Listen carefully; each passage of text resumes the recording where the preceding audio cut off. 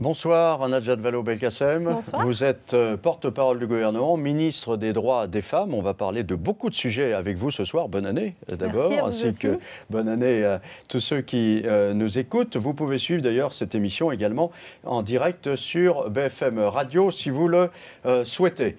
Avant de parler de la polémique sur le mariage homosexuel et de votre ministère, d'autres questions d'actualité, notamment ces images qui nous sont venues de Russie. On voit Gérard Depardieu qui enlace Vladimir Poutine. Ça évoque chez vous quel sentiment? Une ingérence de Vladimir Poutine dans les affaires françaises? Non, écoutez, c'est le pouvoir discrétionnaire de Vladimir Poutine d'offrir la nationalité russe à qui il l'entend. Et donc, il n'y a pas davantage de commentaires à faire. Ce que ça m'évoque, peut-être, c'est simplement que ça aurait été bien que M. Poutine ait un geste tel que celui-là pour gracier, par exemple, les membres du groupe Pussy Riot qui sont en train de pourrir dans des camps de travail pour avoir chanté une chanson. Voilà, pour le reste, je crois que s'agissant de Gérard Depardieu, les charmes du débat ont été épuisés maintenant. Mais certains se disent en France, après tout, la France pourrait offrir un passeport français à certains citoyens russes, ce que Vladimir Poutine poursuit, comme les Pussy Riot ou certains milliardaires. Mais de fait, la France accueille en effet beaucoup d'étrangers qui viennent s'installer dans notre pays. Vous savez, pendant tout ce débat au sujet de l'exil fiscal, je n'ai pas souvent entendu rappeler un principe simple, c'est que, par exemple, nous offrons la nationalité française chaque année à plus de 13 000, je crois, Européens qui viennent s'installer chez nous. Je ne parle que de ceux qui prennent la nationalité. Ça, c'est plus global. Mais pour répondre à Vladimir Poutine, on ne pourrait pas dire ostensiblement, tiens, on va donner un passeport à tel ou tel russe? Non, je ne crois pas que ce soit franchement la priorité du gouvernement que de s'engager dans un jeu comme celui-là. Je crois surtout qu'au fond, il ne faut jamais perdre de vue l'essentiel. Au-delà du cas particulier d'une individualité comme M. Depardieu, qu'on sait animé par ailleurs par des raisons plus personnelles. Vous aurez l'occasion d'en reparler tout à l'heure. Eh bien, au-delà de cette individualité, la question qui se pose, c'est celle, en effet, de notre politique fiscale et de ce que nous voulons pour la France. Ça, vous en reparlerez. Vous en reparlerez avec Edwige Chevrillon tout à l'heure. Mais au sujet de ces politiques fiscales, justement, il y a une décision, et sur le plan politique exclusivement, du Conseil constitutionnel qui a donc rejeté la taxe de 75%. Et ce Conseil a innové un peu en prenant d'autres décisions, en prenant en compte pour la première fois, l'ensemble des taxes qui s'appliquent à un revenu a fait comprendre qu'il estimait qu'au-delà de 70%, eh bien, le montant de ces taxes était confiscatoire. Est-ce que pour vous, c'est une décision d'ordre politique de la part du Conseil constitutionnel ? Non, je ne dirais pas cela. Je crois qu'il faut se plier aux décisions du Conseil constitutionnel, qui est un organe essentiel dans notre démocratie. Et en même temps, je veux dire que la décision concernant les 75% était une décision que nous avions passée d'ores et déjà à l'examen du Conseil d'État qui l'avait validée. Donc en réalité, il n'y avait nulle précipitation et nul amateurisme, comme je l'ai entendu dénoncer ici ou là, dans notre présentation des choses. Simplement, le Conseil constitutionnel, pour des raisons techniques, a considéré que cette décision était mal basée, puisqu'elle était basée en réalité sur les individus et pas sur les foyers. Nous l'avions considérée comme une taxe, notamment parce qu'elle est temporaire, elle avait vocation à durer 2 ans et pas comme un impôt. Mais le Conseil constitutionnel a rendu son avis et nous allons désormais présenter un nouveau dispositif réaménagé mais qui conserve le principe des 75%. Un taux maximum de 70% serait confiscatoire, semble dire le Conseil constitutionnel. Le Conseil constitutionnel, en effet, a fait évoluer sa jurisprudence à l'occasion de cette décision et dit qu'il fallait regarder l'ensemble des impositions pour définir ce qu'il appelle un taux confiscatoire, qui serait d'ailleurs plutôt de l'ordre de 75%. Donc nous tiendrons compte de cette jurisprudence-là. Et encore une fois, le principe, celui qui consiste à appliquer une contribution exceptionnelle à ceux qui finalement touchent les rémunérations les plus élevées, au-delà de 1 million d'euros. Rappelons-nous que c'est de cela qu'il s'agit. Ce principe-là sera respecté, c'était l'engagement du président de la République. Edwige, je vous demanderai des détails là-dessus tout à l'heure. Le Premier ministre concerné par cette décision, c'était Jérôme Cahuzac, qui par ailleurs est attaqué sur un compte en Suisse qu'il aurait eu, dit Mediapart. Lui le nie formellement, il s'en est encore défendu fortement ce matin sur l'antenne d'Europe 1. Je suppose que vous le croyez ? Je le crois, oui. Je le crois et le gouvernement tout entier le soutient. C'est un excellent ministre du budget et les allégations de Mediapart, à ma connaissance, ne sont aucunement prouvées pour le moment. Et il a souligné, Jérôme Cahuzac, ce matin, que l'opposition ne l'avait pas attaqué sur ce point. Alors, je voudrais simplement vous faire entendre des expressions qui datent du printemps 2010. Et voilà ce que disaient des membres éminents du Parti socialiste sur Éric Woerth, qui était également à l'époque l'objet d'attaques de la part de Mediapart. Aucun écran de fumée ne peut plus désormais masquer le feu qui couve. C'est la réalité qui rattrape ce gouvernement.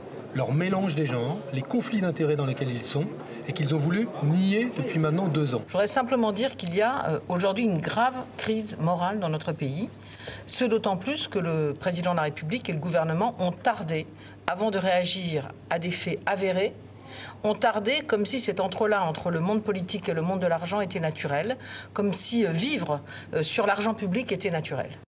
On ne peut pas dire que là, la présomption d'innocence était aussi bien respectée que par l'opposition aujourd'hui à l'égard de Jérôme Cahuzac. Mais la différence entre les deux situations, c'est ce que vient de dire Martine Aubry. Les faits sont-ils ou pas avérés? Dans le cas de M. Woerth... Tant que la justice ne s'est pas prononcée. Mais dans le cas de M. Woerth, ce qui lui était reproché, c'était de cumuler 2 casquettes, celle de trésorier de l'UMP et celle de ministre du Budget, qui le faisait entrer dans un conflit d'intérêts évident. D'ailleurs, nous avons mis fin à ce type de fonctionnement. Ce qui lui était reproché, c'était des agissements éventuels dans le cadre de l'affaire Bettencourt. Qui provenaient du fait qu'il était à la fois trésorier de l'UMP et à la fois ministre du Budget. C'était ça le véritable problème. Et donc ces faits-là étaient avérés, donc nous avions raison de les dénoncer. Aujourd'hui, encore une fois, les allégations portées contre Jérôme Cahuzac ne sont en rien établies.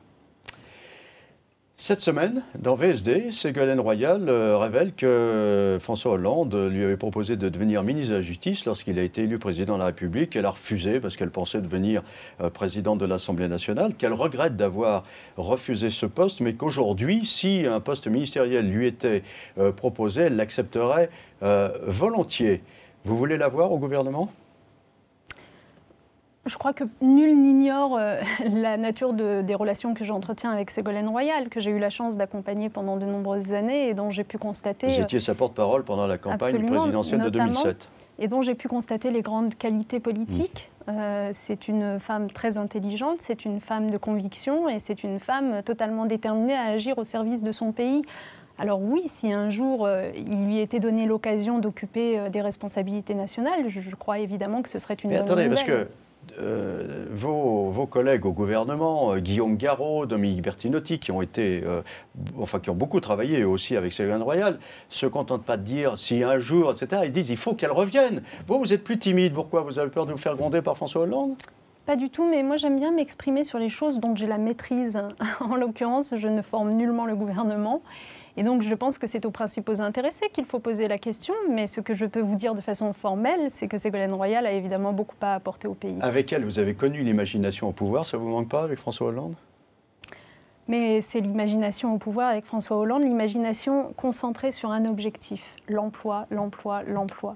Et vous savez, ça fait beaucoup de bien d'avoir un cap aussi clair que celui-là qui est fixé, qui nous a été rappelé à nouveau lors du séminaire gouvernemental qui a eu lieu la semaine dernière. Tous les membres du gouvernement sont totalement dans cette bataille, car c'est véritablement une bataille, c'est presque une guerre qui doit être menée aujourd'hui pour sortir de la crise. Alors, à propos du séminaire gouvernemental, une de vos collègues, Michel Delaunay, qui est chargée des personnes âgées et de l'autonomie, nous a donné sa version des choses et la manière dont ça s'était déroulé. Je vous propose de l'écouter. Oui, c'est utile parce que nous avions très clairement un déficit de prise de parole, vous voyez, d'échange. C'est-à-dire pouvoir bâcher à l'intérieur entre nous. Voilà, ça évite de... C'est là, vous savez. Oui, on voit que ça a été performant, hein, à l'écouter. J'aime beaucoup Michel Delaunay. Oui. Oui, mais écoutez, elle dit les choses clairement. Cohérente. Il y a une volonté de la part de l'ensemble des membres du gouvernement de se retrouver régulièrement pour partager à la fois leurs expériences quand on l'écoute, on a du mal à comprendre ce qui s'est passé vraiment bâché, en haut, en bas.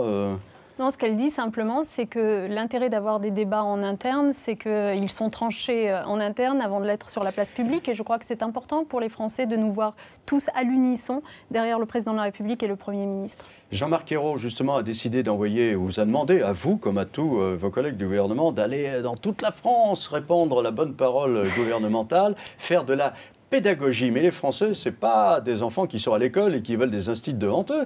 Ils ne veulent pas de pédagogie, ils veulent des résultats avec des mesures. Absolument.